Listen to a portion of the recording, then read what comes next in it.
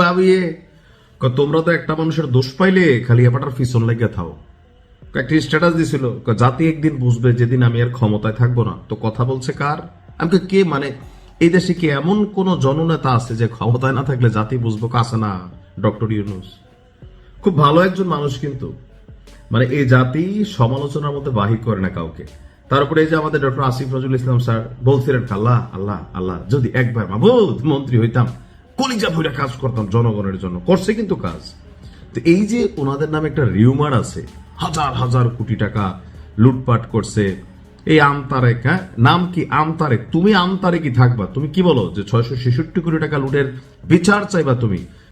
আচ্ছা, মানে আপনারা জানেন যে আমাদের উপদেষ্টারা তারা গতকালকে তাদের যেই ক্ষমতায় আসার আগে অর্থাৎ চেয়ারে বসার আগে এবং পরে তাদের যে সম্পদের পার্থক্য বা ব্যবধান, সেইটার একটা কি বলে যে ডেটা প্রকাশ করেছে।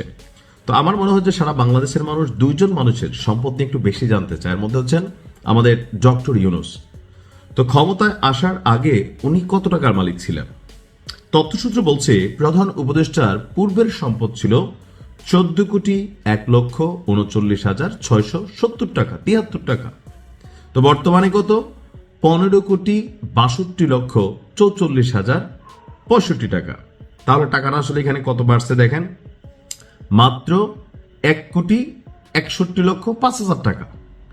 1,61,05,000 যোগ বিয়োগ করে নিয়েন। তো এই যে ওনার নামে মানে শত শত হাজার হাজার কোটি টাকার দুর্নীতির অভিযোগ, বিভিন্ন জন যারা বলে আর কি যে এটা করছে সেটা করছে, তো আপনারা কি এইসব ফালতু কথাবার্তা বাদ দেন।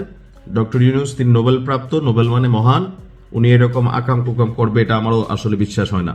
তো আইন উপদেষ্টা ডক্টর আসিফ নজরুল কলিজা দিয়ে কাজ করছেন মানুষের জন্য। তিনি বলছেন যে এত কাজ করছেন 53 বছরে এরকম কাজ হয় নাই।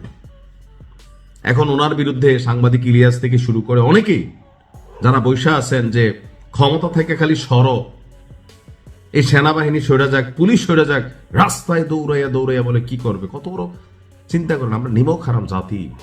দেখেন স্যারের সম্পদ, শিক্ষক মানুষ, কটা টাকা বাড়ছে? আমি যদি কোনো টাকাই পারি নাই।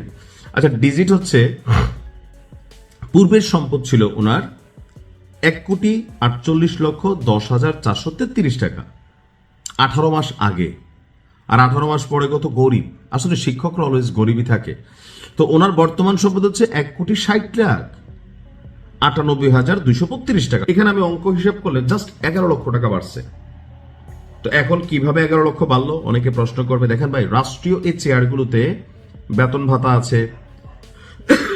আগে ধরেন বাসাতে একটা ড্রাইভার রাখলে নিজে বেতন দেওয়া লাগছে, একটা কাজের বুয়ার বেতন দেওয়া লাগছে, রান্না বান্না করলে একটু বেতন দেওয়া লাগছে, কাপড় চোপড়ের আবার আলাদা বিল। কাজের মহিলারা আবার দেখবেন ঢাকা শহরে 3-4টা কাজের বেশি কাজ করতে চায় না। এর বেশি কাজ করলে আপনার অনেক টাকা দিতে হবে। তো আমার মনে হয় 18 মাসে এই জাস্ট কাজের বুয়ার যে বিলগুলা, ড্রাইভার, দারোয়ান, হ্যাঁ পাহারাদার, আরো থাকেন এরকম টুকিটাক, এই বিলগুলা ওনার বাইচা গেছে, যার কারণে মাত্র 11 লক্ষ টাকা উনি বাড়াইতে পারছে।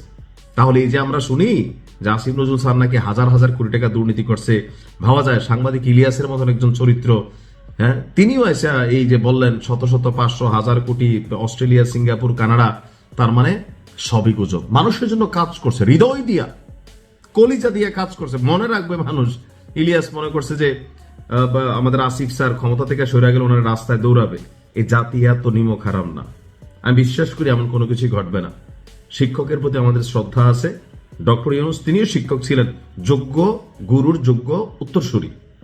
এরকম ভাবে হালকা হালকা যদি বাড়ে বাংলাদেশ উন্নত হবে। 18 মাসে কি উন্নতি কম হয়েছে?